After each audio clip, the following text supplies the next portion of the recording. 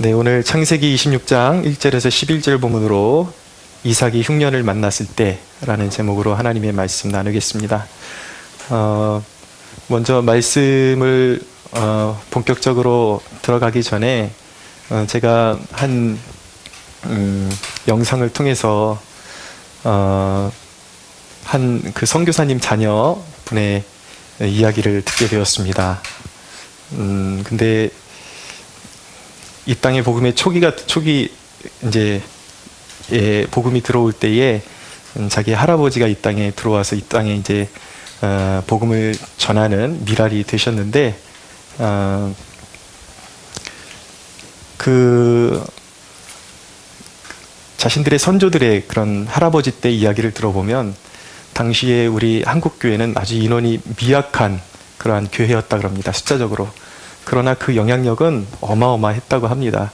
정말 교회가 그 당시에는 그렇게 지금처럼 그렇게 많지는 않았지만 우리나라가 일제 치하에 있을 때에도 정말 예배당마다 독립운동의 처소가 되지 않은, 처소가 없을 정도로 모든 기독교인들이 나라를 사랑하고 그렇게 나라를 되찾는데 가장 힘썼던 사람들이 바로 기독교인들이었다고 합니다. 근데 오늘날의 기독교인들이 많은 그런 빛을 잃어가면서 오로지 개인사, 자신의 그냥 먹고 사는 문제에만 매여가지고 나라의 소중함을 깨닫지 못하는 것이 너무 안타깝다 그러면서, 그분이 미국 분인데 그분이 그러시더라고요. 요번에 자기가 한국에서 이렇게 정착한 지 오래되고 많은 이제 또 한국을 위해서 기여한 바가 있어가지고 주민등록증을 받았대요. 그러면서 그분이 하시는 말씀이, 우리 한국 교인들이 좀 나라 좀 사랑하는 사람이 되었으면 좋겠습니다.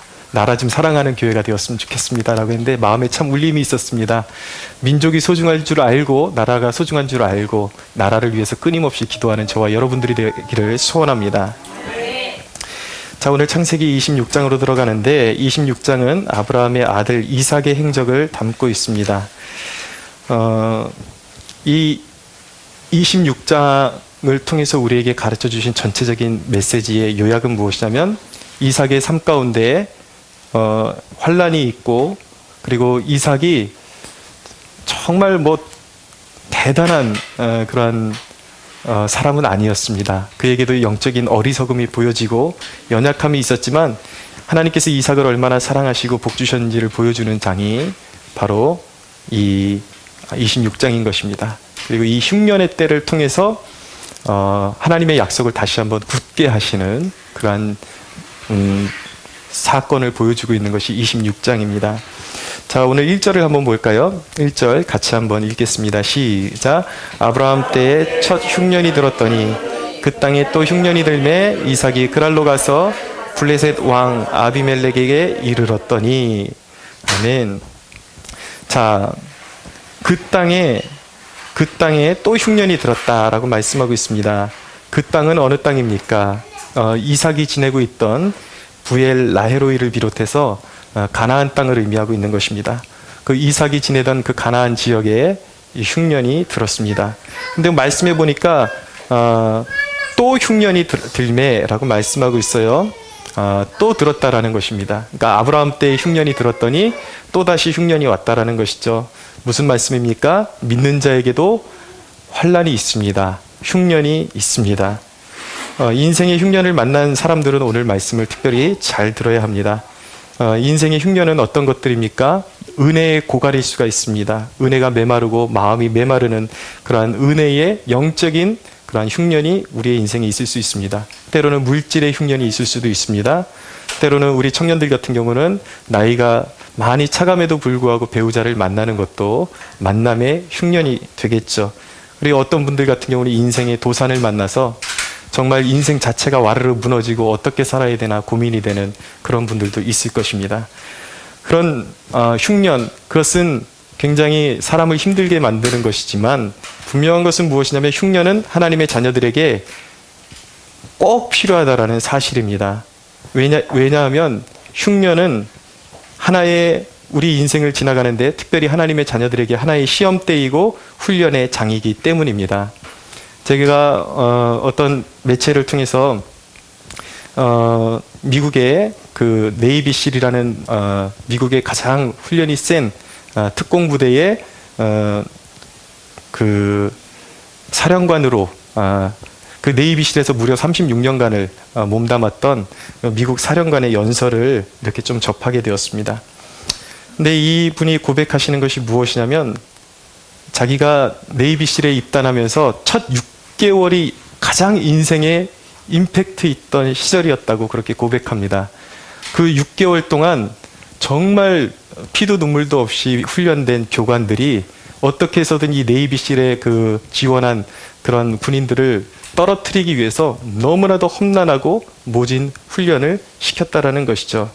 근데 이 사령관의 고백이 그 험난한 6개월의 그 훈련 기간은 너무나도 비참한 기간이었지만 사실은 그 훈련의 또 하나의 목적은 무엇이냐면 사람들을 낙오시키기 위한 것이 아니라 그 가운데 진정으로 이 네이비실에 합당한 전사들을 색출해내는 정말 그 가운데 그런 길러내는 그러한 목적이 그 훈련에 있었다라는 것이죠. 그래서 그의 그 고백을 직접 인용해 보면 훈련이 그렇게 험난했지만 하지만 그 훈련은 끊임없는 압박과 혼란과 실패와 고난의 환경 속에서 앞장설 수 있는 교육생 역시 가려내었습니다. 라고 그렇게 고백합니다.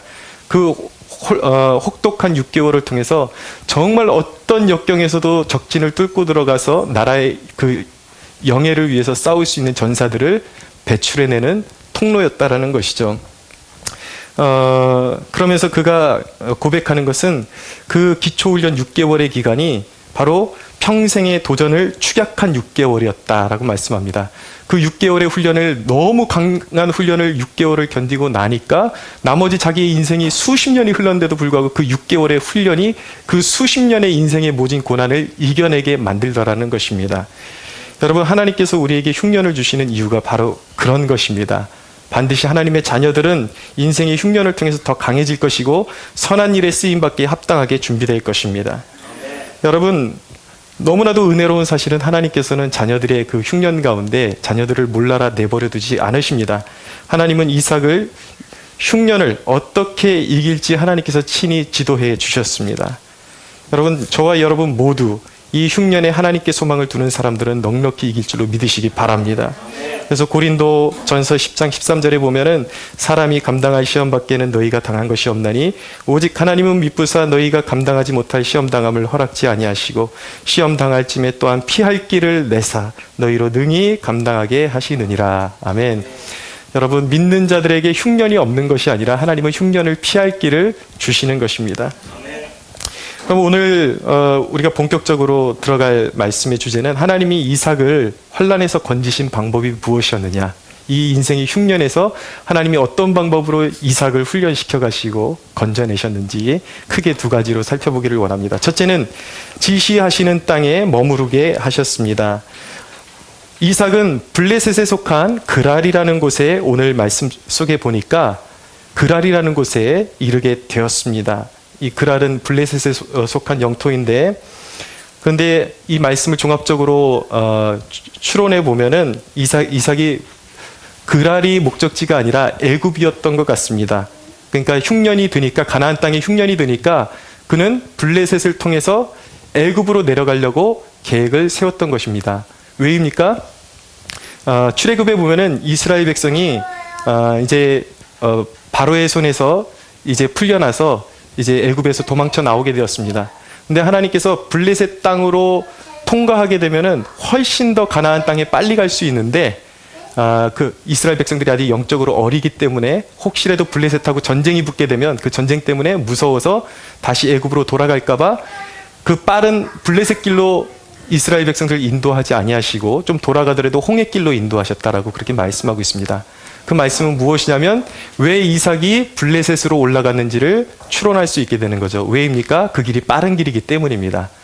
블레셋을 통해서 이제 애굽으로 내려갈 준비를 하고 있었던 것이죠. 그렇게 중간 기점으로 이제 그랄에 도착하게 된 것입니다. 그러나 여러분, 우리가 반드시 깨달아야 하는 것은 인생의 흉년이 온다고 해서 하나님의 계획을 무시한 채로 섣부른 인간의 앞선 행보는 환난을 더 깊어지게 만들 뿐이라는 사실을 꼭 기억하십시오. 하나님이 먼저 말씀하셔야 하는 것입니다.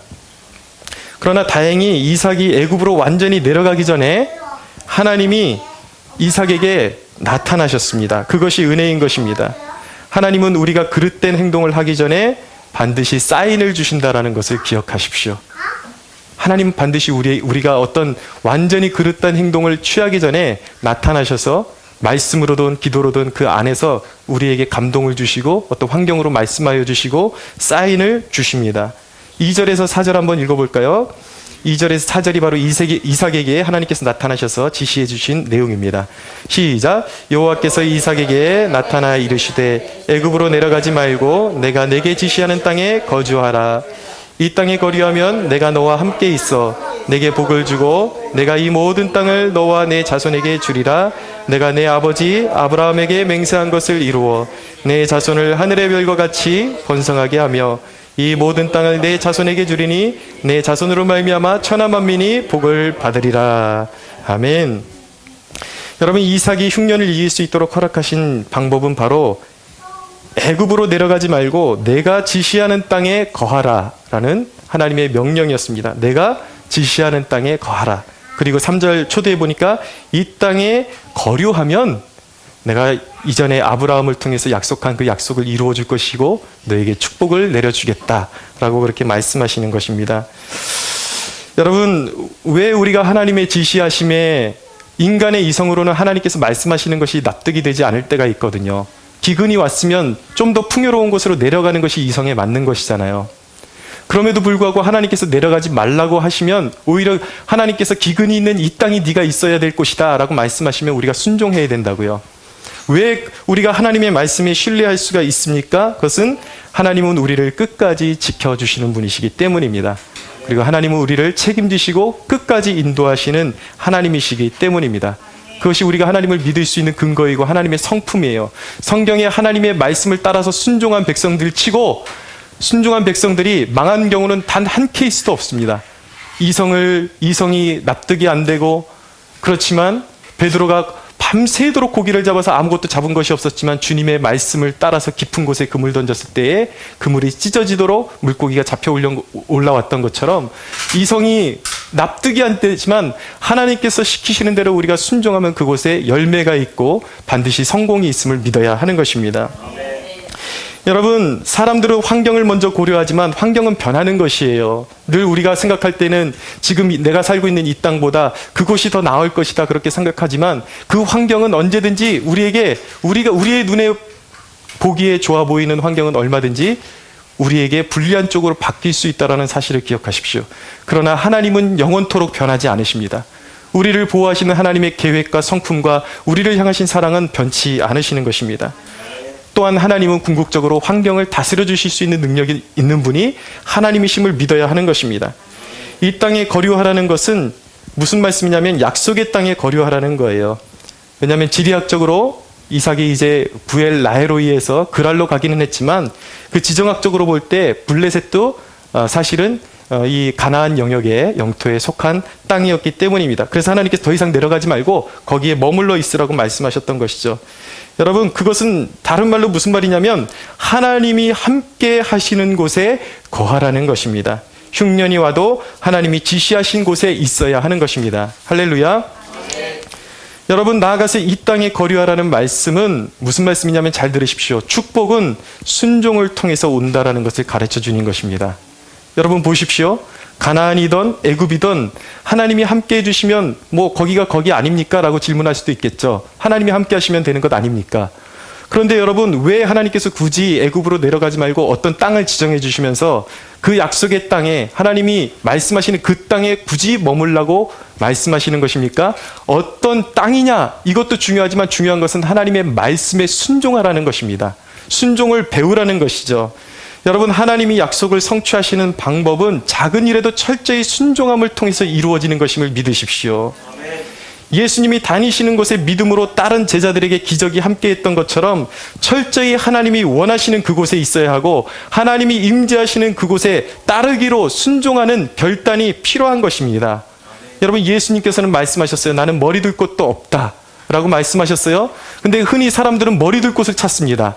머리둘 곳을 늘 메어서 내가 머리둘 곳이 어디냐? 그것을 찾는데 아니에요, 여러분. 내가 머리둘 곳이 초점이 아니라 예수님이 거하시는 곳, 그곳이 어디든지 예수님이 거하시는 곳으로 쫓아가고 예수님의 임재가 있는 곳에 우리가 거할 때 그곳에 바로 우리가 흉년을 이길 수 있는 능력이 그곳에 있음을 믿으시기 바랍니다. 여러분, 주님은 말씀하셨어요. 천국은 열매 맺는 친 백성이 받게 될 것이다 라고 말씀하셨습니다. 열매 맺는 친 백성이 되어야 하는 것입니다. 순종하는 백성이 되어야 하는 것입니다. 하나님 나라에 들어가려면 완전히 회개하고 하나님의 말씀을 따라야 하는 것입니다. 순종이라는 것이 우리 신앙에 있어서 얼마나 중요한 의미를 짓냐면 순종은 내가 하나님 나라의 백성인지 아닌지의 척도가 되는 것입니다. 여러분, 설교자가 하는 일이 무엇인지 아십니까? 그것은 어떤 것이냐면요, 마치 꼭 비유를 들자면 마치 흐트러져 있는 시계침을 올바로 맞춰놓는 것과 같습니다. 여러분들이 한 주간 살다가 이제 영적으로 그런 흐트러져 있는 부분들을 제가 하나님의 말씀을 여러분들에게 지도를 해줘서 여러분들이 영적으로 올바른 마음가짐과 몸가짐을 갖출 수 있도록 흐트러져 있던 시계침을 올바로 맞춰주는 역할을 하는 것이죠. 그런데 조금 우려가 되는 것은 무엇이냐면 가끔 보면은 여러분들 삶 가운데서 한 주간이 지나고 돌아왔는데도 불구하고 전혀 그 시침이 분침이 전혀 돌아간 흔적이 없이 지난주에 마쳤던 그대로 온 그런 분위기가 있을 때가 있습니다. 그러면 그렇게 물어보시겠죠. 여러분, 예배가 오후 2시니까 2시에 맞춰져 있으면 되는 거 아닙니까? 지난주에도 2시에 맞춰 놓으셨으니까 여기 왔어도 우리의 영적인 상태가 2시로 맞춰져 있으면 되는 것 아닙니까? 라고 그렇게 말할 수가 있습니다. 근데 제가 말씀드린 건 문제는 무엇이냐면 7일 동안 여기 모이기까지 이게 몇 번 돌아야지 정상인지 아십니까? 무려 14번을 돌았어야 정상인 것입니다. 근데 제가 말씀드리는 것은 일주일 동안 살고 돌아왔는데도 불구하고 여러분들의 시침과 분침과 초침이 한 번도 움직인 흔적이 없는 것 같이 보일 때가 있다라는 것이죠. 제자리에 있다라는 것이 문제인 것입니다. 여러분, 살아있는 믿음은 순종할 수밖에 없는 것입니다. 여러분도 움직이셔야 돼요. 여기서 여러분들에게 하나님의 말씀을 선포하며 여러분 이렇게 살아야 합니다. 이런 믿음을 가져야 합니다. 그러면 그 딱 시계가 영적으로 올바르게 맞춰진 상태에서 움직여야 되는 것이죠. 부지런히 순종하다가 이 자리에 와 있어야 하는 것입니다. 예배 시작 시간이 2시인데 여러분 예배 시간이 마칠 때가 됐는데도 여러분들의 인생의 시간이 2시에 맞춰져 있다면 그것은 신앙적으로 영적으로 잠들어 있거나 죽었다라는 것을 보여주는 것이죠. 사람들에게 물어봅니다. 왜 그렇게 사셨습니까? 라고 물어보면 한결같이 잘 대답하는 말씀이 있습니다. 바빴습니다. 여유가 없었습니다. 그런데 여러분, 사람들의 삶을 가만히 관찰해보면 TV 앞에서 보낼 몇 시간은 분명히 있었습니다. 그리고 죄 짓는데 아깝지 않게 자신의 인생을 소비할 몇 시간은 있었습니다. 사람들과 정말 영양가 없는 사람들과 만나서 잡담을 하며 보낼 몇 시간은 있었어요. 걱정하면서 모든 인생의 흉년 가운데 걱정하면서 허비할 몇 시간은 있었지만 하나님 앞에 무릎 꿇을 시간은 없었고 말씀 앞에 온전히 무릎 꿇을 시간은 없었다라는 것입니다. 여러분, 저는 이 말씀 준비하면서 정말 제 마음의 간절한 소원은 무엇이었는지 아십니까? 오늘 성령님께서 이 자리 가운데 임재해 주셔서 여러분들에게 영원한 세상, 여러분들이 우리의 눈으로 볼 수 없는 그 영원한 세상을 비추어 주시기를 간절히 소원합니다. 여러분 기억하십시오. 이 땅은 잠시 머무르는 곳이요, 이곳의 선택은, 여러분들의 지금의 선택은 영원을 결정하게 될 것입니다. 시프리언이라는 사람이 그런 말을 남겼어요. 회개의 열매가 없는 곳, 울음이 소용없는 곳, 심판을 너무 늦게 깨달은 곳이 지옥이다 라고 말씀하고 있습니다. 여러분, 제발 현명한 사람들이 되십시오. 성경에 보면 노새와 같이 되지 말라고 말씀하고 있습니다. 노새의 특징이 무엇입니까? 주인이 코를 꿰어서 억지로 끌기 전에는 움직이지 않는다라는 것입니다. 우리 그리스도인들이 결코 그렇게 살아서는 안 되는 것입니다. 하나님의 말씀이 우리의 심령에 새겨질 때에 하나님의 말씀을 믿고 따라야 하는 것입니다. 천국을 향해서, 우리의 본향을 향해서 움직여야 하는 것입니다. 할렐루야. 제가 전도할 때 가끔 하는 말이 있습니다. 무엇이냐면, 내 말이 믿어지지 않습니까? 내 말이 믿어지지 않습니까? 내 진심을 볼 수가 없습니까? 그러나 기억하십시오, 여러분. 여러분들이 눈을 감을 때에 영안이 열리게 되는 그 시기가 올 것입니다. 그때에 여러분들이 미쳤는 줄 알고 미쳤다고 생각했던 그 젊은 설교자, 지금 회개하고 빨리 주님께로 돌아서라고 외쳤던 그 설교자의 얼굴이 생각날 것입니다. 라고 그렇게 제가 복음을 전하곤 합니다.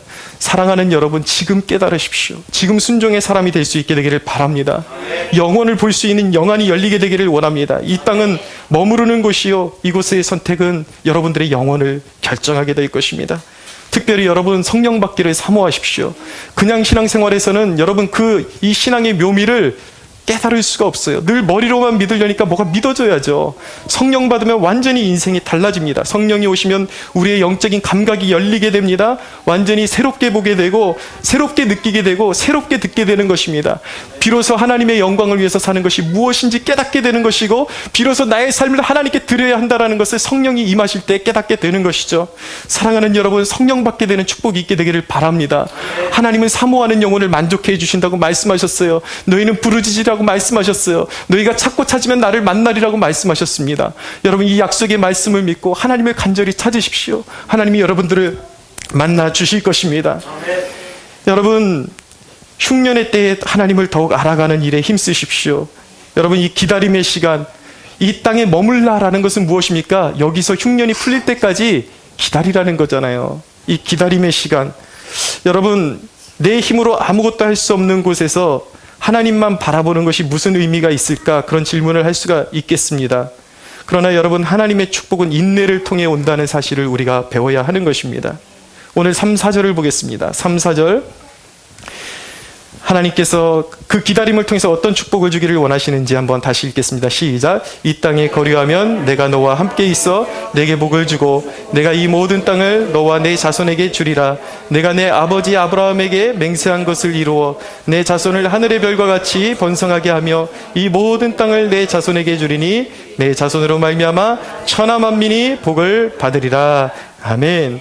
이 3, 4절의 그 본 의미를 해석해드리면 무슨 의미냐면, 기다림을 통해서 하나님의 그 순종을 통해서 하나님의 약속을 믿고 기다리면 너의 후손을 통해서 한 자손이 나타날 텐데, 그 자손이 누구입니까? 바로 여기 4절에 내 자손은 단수로 되어 있습니다. 원어적으로 보면. 그래서 누구냐면 바로 미래에 오실, 이 이삭의 시점으로부터 앞으로 오실 메시아이신 예수 그리스도를 의미하는 것입니다. 예수 그리스도를 통해서 만 백성이 구원을 받고, 많은 백성이 구원을 받고 영적인 하나님의 자녀로 거듭나게 되고 영적인 축복을 받게 될 것이라는 하나님의 예언의 말씀인 것입니다. 여러분, 기다림의 시간은 무의미한 시간이 아니에요. 하나님의 일하심을 기대하는 시간인 것입니다. 여러분, 이 말씀을 잘 기억하십시오. 하나님이 흉년 가운데, 흉년을 통해서 다시 약속을 재확인시켜 주신다고요. 그것은 무엇입니까? 인간이 아무것도 할 수 없는, 너희의 인생 가운데 아무것도 할 수 없는 흉년이 온다 할지라도 나를 믿어라. 내가 약속을 이룰 것이다. 흉년 가운데 하나님께서 그 약속을 주시는 이유는 너희의 인생 가운데 아무리 모진 폭풍이 오고 흉년이 있을지라도 하나님이 너희를 복주기를 위해서 계획하시고 약속하신 약속을, 축복을 반드시 이루어내실 것이다.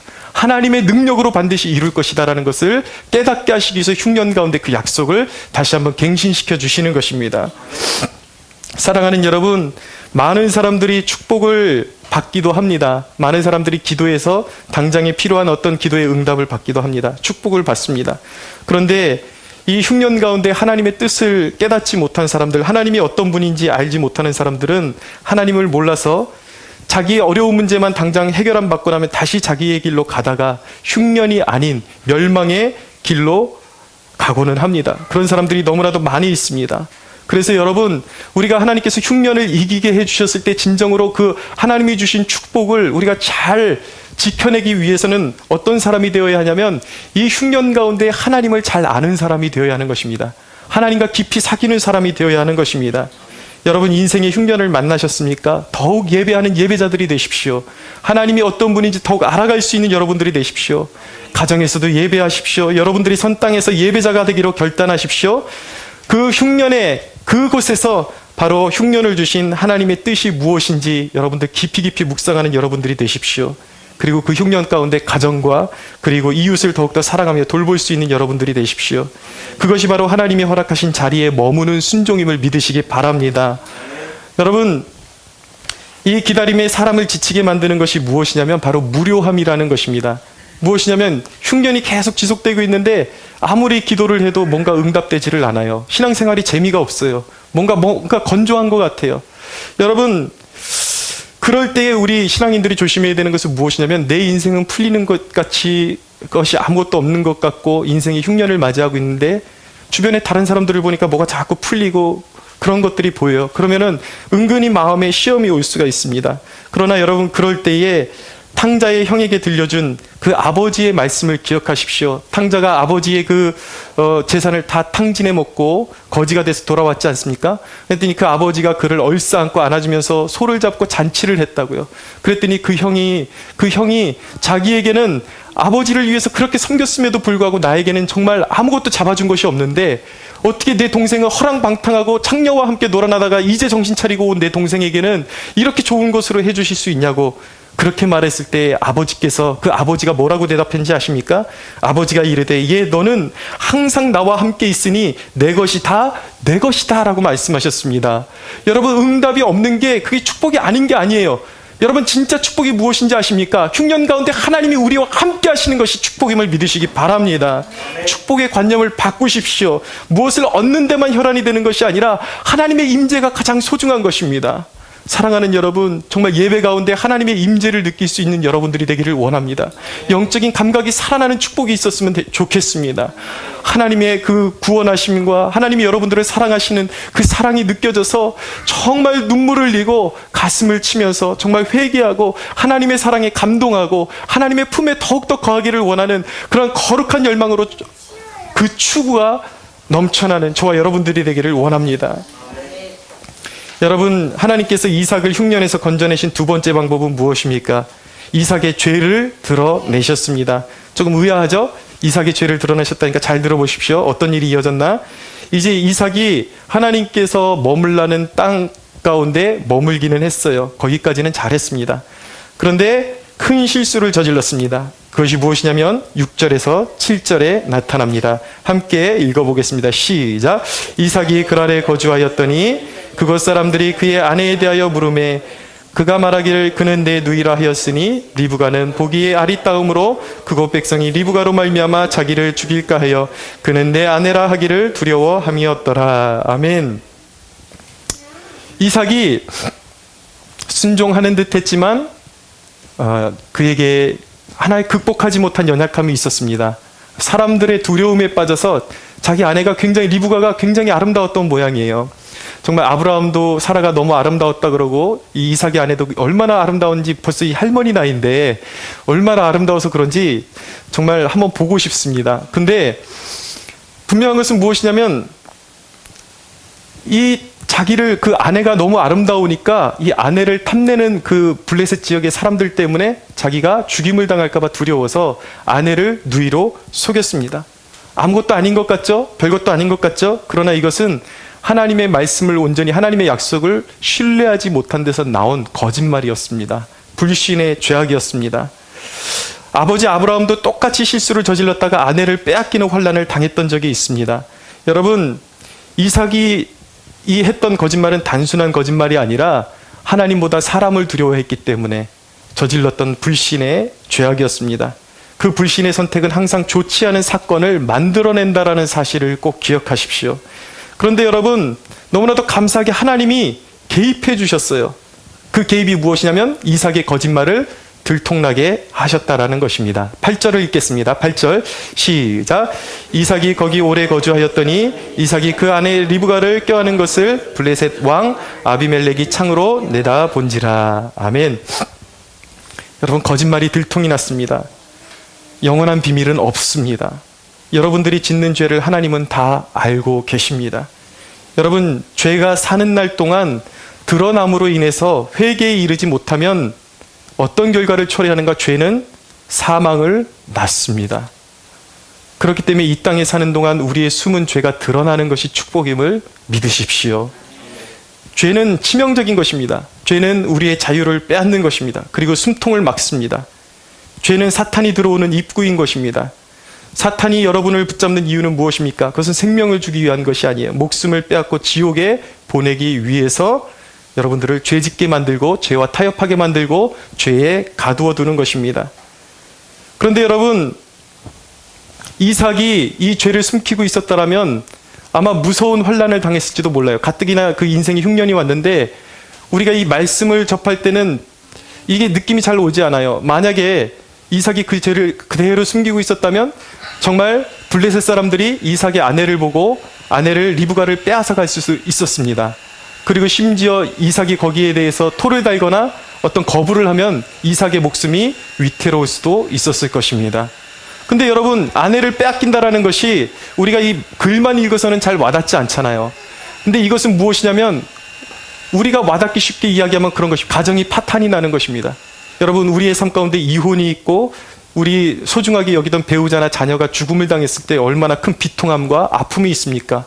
그런 환난을 당할 수 있었다라는 것이죠. 그런데 그 큰 환난을 앞두고 하나님께서 이 이삭의 삶 가운데 개입해 오신 거예요. 그래서 아비멜렉이 창으로 내다본 것은 하나님의 섭리였다라는 것입니다.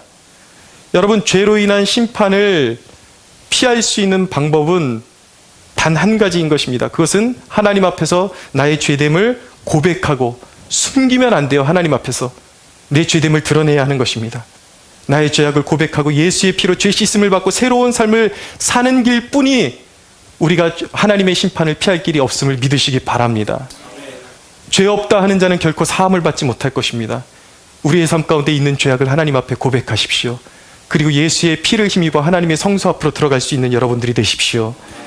여러분, 우리가 죄악으로 더 깊이 들어가기 전에 그것이 드러나는 것이 축복이에요. 자녀가 커서 더 큰 도둑이 되기 전에, 큰 도둑이 되어서 인생을 몽땅 망치기 전에 어렸을 때 아빠 엄마 돈 훔치다가 한 번 걸려가지고 된통 얻어맞는 것이 축복인 것입니다. 얻어맞는 것이 축복이에요. 영원히 망하는 것보다 조금 일찍 망하는 것이 복인 것입니다. 믿으십니까? 그래서 여러분, 하나님께서 사랑하는 자들에게 그런 축복을 허락해 주세요. 무엇이냐면 이것은 신학적인 질문이기도 한데, 좀 신학적인 개념이기도 한데 여러분들 꼭 알고 계셔야 됩니다. 아주 중요한 것이기 때문에 질문하겠습니다. 인간에게 하나님을 찾을 수 있는 자유의지가 있다고 생각하십니까? 없다고 생각하십니까? 인간의 본성이. 인간에게 자유의지가 있나요? 어려운 질문이죠? 신학적인 질문이에요. 여러분, 우리가 내가 먹고 싶은 거 먹고 이런 자유의지는 분명히 있습니다. 그러나 죄의 본성상 죄로 썩은 인간이 하나님을 결코 찾을 자유의지는 없습니다. 인간이 뭔가 하고 먹고 삶을 누리고 이럴 자유의지는 있는데 이것은 하나님을 벗어나서 죄 가운데 누릴 수 있는 자유의지만 있는 거예요. 그래서 하나님이 인생은 그대로 두면 다 망할 수밖에 없는 것입니다. 근데 하나님께서 우리 불쌍한 영혼들을 구원하시기 위해서 사랑하는 자들에게 주시는 축복이 무엇이냐면 그의 자유의지로 하나님을 찾을 수 없으니까 그에게 흉년을 주시는 거예요. 그의 인생 가운데 어떤 죄가 드러나게 해주셔서 때로는 사업이 망하기도 하시고 때로는 아주 인생의 곤고한 일을 겪게 하셔가지고 비로소 하나님을 찾게 하심으로 말미암아 그를 구원하시고자 하는 하나님의 계획을 성취하시는 것이 바로 하나님의 섭리요 은혜임을 믿어야 하는 것입니다. 여러분들의 인생 가운데 흉년이 왔습니까? 하나님께서 여러분들에게 말씀하시는 거예요. 이제 더 이상 세상을 의지하지 말고 나에게로 오거라. 수고하고 무거운 짐진 자들아, 내가 너희의 짐을 져주기를 원한다. 나에게로 오거라 말씀하시는 주님의 음성임을 믿으셔야 하는 것입니다. 여러분, 아비멜렉에게 이 들통난 것은 하나님의 보호하심이었습니다. 10절에서 11절을 읽겠습니다.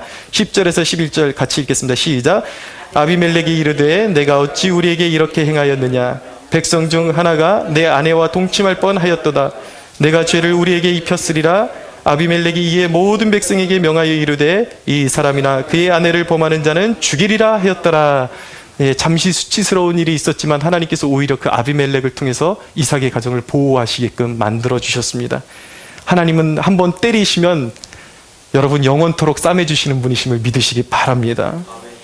여러분, 우리의 인생 가운데 하나님께서 우리의 영혼을 사랑하시기 때문에 흉년을 주시는데 인생이 망했어요. 괜찮아요. 왜냐하면 하나님께는 길이 있습니다. 하나님의 주특기는 뭐냐면 망한 자를 일으켜 주시는 것이 하나님의 주특기예요. 죽은 자를 살리는 것이 하나님의 주특기임을 믿으시기 바랍니다. 여러분, 이 흉년 가운데 작은 이익이나 죄의 유혹에 인간의 됨됨이를 놓지 않는 거룩한 양심을 갖는 것이 하나님의 뜻임을 믿어야 하는 것입니다. 흉년을 만난 여러분은 지금 선택의 기로에 있습니다. 하나님은 이 흉년을 통해서 하나님께로 더 가까이 나오기를 원하십니다. 거룩한 사람이 되기를 원하십니다. 흉년을 통해 하나님의 백성에게 가르쳐주고 싶으신 것은 온전한 신뢰와 양심을 빼앗기지 않는 거룩임을 믿으시기 바랍니다. 이 흉년을 잘 이겨낸 자는 신앙의 위대한 족적을 남겨서 여러분들의 뒤를 따르는 또 다른 흉년을 만난 길 잃은 자들의 길잡이가 될 줄로 믿으십시오. 하나님은 어떤 분이십니까? 우리를 흉년에서 건지시는 하나님이십니다. 여러분은 결코 혼자가 아니며 보이지 않는 곳에서 하나님이 여러분들의 인생의 흉년 가운데 여러분들을 끝까지 책임지고 돌보심을 믿으십시오. 하나님은 순종한 자에게 새 인생과 새 지평을 여시는 분이심을 믿으시기 바랍니다. 우리 하나님께 영광의 박수 올려드리겠습니다.